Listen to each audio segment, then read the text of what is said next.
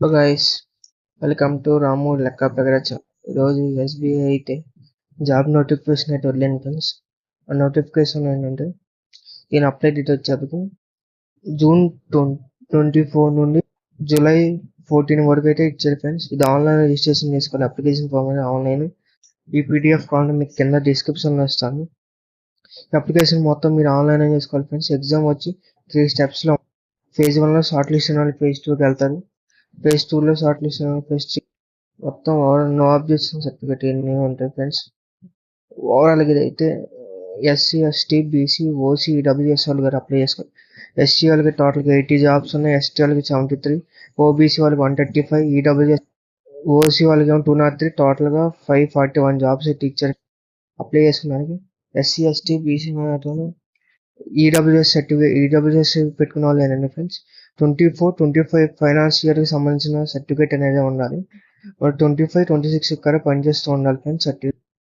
ఎందుకంటే 23-24-25లో తీసుకున్న సర్టిఫికేట్ అనేది వ్యాలిడ్ చేస్తారు ఫ్రెండ్స్. లేకపోతే ఫైనాన్స్ ఇయర్ అని ఉండాలి, యాన్యువల్ సర్టిఫికేట్ అని ఉండాలి 25-26లో. డాక్యుమెంట్ వెరిఫికేషన్ ఎగ్జామ్స్ వచ్చి టోటల్గా 3 phases ఉంటాయి ఫ్రెండ్స్. ఫస్ట్ ఫేజ్ వచ్చి జూలై ఆగస్ట్. సెకండ్ ఫేజ్ వచ్చి సెప్టెంబర్ 25, అక్టోబర్ నవంబర్ జరుగుతుంది. తర్వాత కాల్ లెటర్ పంపిస్తే తర్వాత ఇంటర్వ్యూ అండ్ గ్రూప్ ఎగ్జామినేషన్ ఉంటుంది అక్టోబర్ నవంబర్లో. తర్వాత ఫైనల్ డిక్లరేషన్ నవంబర్ డిసెంబర్లో. ప్రీ ఎగ్జామినేషన్ వచ్చి ఎస్సీ ఎస్టీ ఓబీసీలకు వచ్చి ఆగస్ట్ 25 ఉంటుంది. July August 25. ఈ 21 years నుండి 30 years మధ్యలో అప్లై చేసుకోవాలి. ఏజ్ రిలాక్సేషన్ వచ్చి ఓబీసీలు 33 ఇచ్చారు. No change in the category same. ఇది మనం చూసుకోవచ్చు. ఇది ఫిజికల్ హ్యాండిక్యాప్ డిసేబుల్ వాళ్ళకి డిసేబుల్ పర్సన్ కింద వస్తే ఇవన్నీ డిసేబుల్ 40%. ఇది కేటగిరీ వచ్చేది ఇక్కడ ఎల్డివిటివిఐ అని ఉంటే ఈడబ్ల్యూఎస్ కేటగిరీ కింద అవైలబుల్ అప్లోడ్. అంతా ఆన్లైన్ అప్లికేషన్ చేయాలి.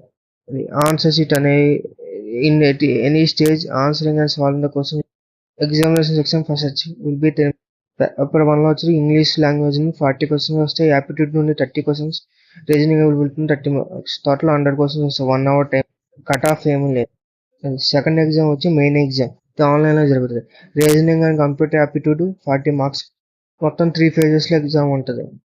Reasoning aptitude 40 marks, data analysing and interrupting 30 marks, general awareness and economical or bank knowledge 60 marks, English language 40 marks, total 170 marks. 170 questions ఉంటే 200 marks, 3 hours time. Grand test వచ్చి 250 marks. A minimum score in each test is 1. టోటల్గా ఇదేమో physical test వచ్చేప్పటికి 20-30 size marks వచ్చి minimum 250లో 75 రావాలి. 50లో 25 వస్తే రిజల్ట్స్ ఆఫ్ ద ప్రైమరీకి mainly examination and final result will made on the total కంప్లీట్గా ఏంటంటే ఆన్లైన్లో పెట్టుకోవాలి friends. The call letter will not be collected at the exam as per the ID proof గా చూపించాలి ఫ్రెండ్స్. ఎగ్జామ్ బాండ్ రాయాలి. Bond value వచ్చి 2 lakhs కట్టాలి. EWS OBC వాళ్ళు అయితే 750 ఫీజు కట్టాలి ఫ్రెండ్స్.